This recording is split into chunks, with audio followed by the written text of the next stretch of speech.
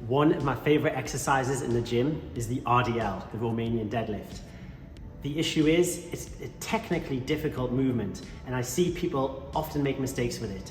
The good news is, these mistakes are often in very specific categories. So what I'm gonna do right now is have a bit of a troubleshooting guide walkthrough to show you what your RDL shouldn't look like and what it should look like, and give you some tips, take you from not knowing how to do it at all to performing it effectively, targeting the hamstrings, which are the main target muscles of this exercise. The entire posterior chain is going to get worked though, and have you making progress on your RDLs and performing them safely and effectively. Before you even come to pick the bar up, you need to understand one basic thing, and that is the RDL is not a vertical up-down movement. A lot of people think it is, but it's actually a horizontal movement going back and forth, okay? And that's around the hips. We're basically creating what's called a hip hinge. So the hips, you're standing here, slight bend in your knees, and the hips are gonna come back, come back, come back, come back,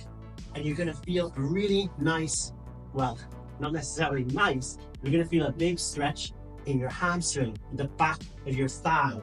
And at that point, when your hips can't go back any further, you can bring them back up. You need to go really slow with this to actually figure out and teach your body how to do the hip hinge, because it's not a natural movement that most people are just going to be able to step into and do. You need to imagine you've got, or you can actually do this, you can literally get a resistance band and have someone pull your hips back like that. The next thing you need to bear in mind is the entire spine needs to be straight, okay? So it needs to stay straight throughout. So when that movement is happening, when those hips are coming back, your spine's not curved over or hunched like this. Rather, lats are engaged, your shoulders are back, and you're kind of there.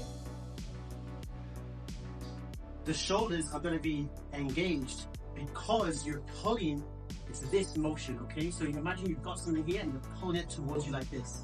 That's what you're doing with the bar. You've got the bar there and you're kind of almost trying to curve the bar around your body. So as you come down like that in your hip, in your hip hinge, you feel a deep stretch in the hamstrings, and then the hips come back. And you can overemphasize it with the chest and keep the chest really nice and up, and you're there.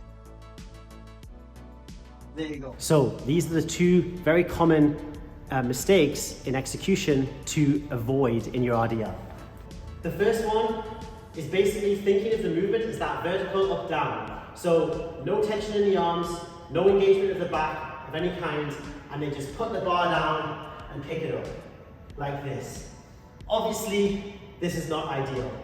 As it's down, the back is completely rounded, there's no tension in the arms, no tension in the back, and there's a really big distance between the bar and my shins.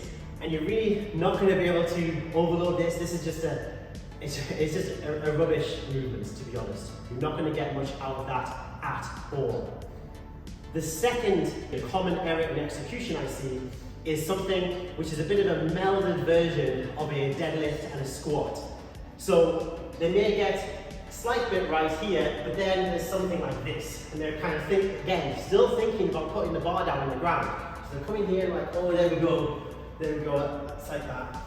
It's kind of a mangled squat deadlift under the guise of an RDL. How to do it correctly. So again, to recap, you want the hips moving back as far as possible. But before you do that, you want to really engage the lats. You're pulling the bar in, almost trying to curve the bar around your body. So that's really tight here. And what that means is when I go down, the bar is going to stay super close to my legs. So the simplest way to think about it is to keep the bar really close to your legs at all times. Then you're going to move the hips back, okay? So again, it's the entire movement is the hip hinge. They're coming back, coming back, coming back, coming back, coming back. I'm feeling that really crazy stretch in my hamstrings right now. And from here, I could go lower. I could go down there. But the issue is, my hips are maxed out. I can't go any further back with my hips right now, so my hamstrings aren't going to work any harder. This is purely my lower back. So it's not particularly targeting the muscles I want to target. You may want to do that as you get more advanced. So there we go. Boom. Hips back, hips back, hips back. Bar close to the legs, bar close to the legs. Crazy stretch in the hamstrings. pause for a second and then slowly come up and down again. There we go. As you're down here, you might feel the urge of your toes to come off the ground onto your heels. This is normal. This is normal in learning this movement. What it means is your center of gravity is a little bit too far back on your heels. So you just need to get a little bit more conscious, grip your feet into the ground, and as you're coming down, you're kind of keeping the bar above the middle of your foot, your midfoot. The bar never really travels back and forth. The bar is just moving up and down.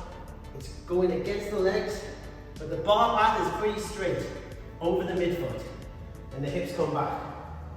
Hips back, hips back, hips back. Big stretch. Hips forward. There we go. And then reset the bar. Another thing to note, a very fundamental thing to note about this exercise, is that the movement starts from the top. It's not, you're not picking the bar up from the ground. The start of your RDL rep is from here. You go down, and you come up. That's one repetition. Unlike the deadlift, which starts on the ground, you go and you pick it up. So that's another subtle difference, quite a big difference actually, between the two exercises. If you are struggling to get that hips back hinge motion, you can try this drill, which is going to help you condition your brain into that movement pattern. So if you stand near a wall, or a mirror in this case, feet same distance from the wall, you don't move the feet, slight bend in the knees, and you're bringing your hips back to touch the wall. I can do it there. So take a mini step forward. Hips back, hips back, hips back, hips back. I touch the wall. An inch forward, hips back, hips back, hips back, hips back. Can I do it? Boom. And you practice that at distances specific to you. And that's going to help you have an actual cue, an actual thing to target to hit with your bum in moving the hips back. Here's an example with some weight on the bar. As you can see, my hips move back here, which really drives the movement, and then forward again. Back and forward. To keep things real, here's one of my recent working sets. Now this is not a movement where you want to compromise technique just to add weight. And there is quite a lot of weight on the bar here, but remember, I've had this exercise in my program for many years, slowly working my way up. Here from behind you can see the lats stay engaged throughout the movement, and I'm still taking the time to pause at the bottom of each rep, even with a heavier load on the bar. I hope this video has been helpful and has provided some useful insights for you to use with your own RDL. If you have any questions, do let me know, and in the meantime, happy lifting.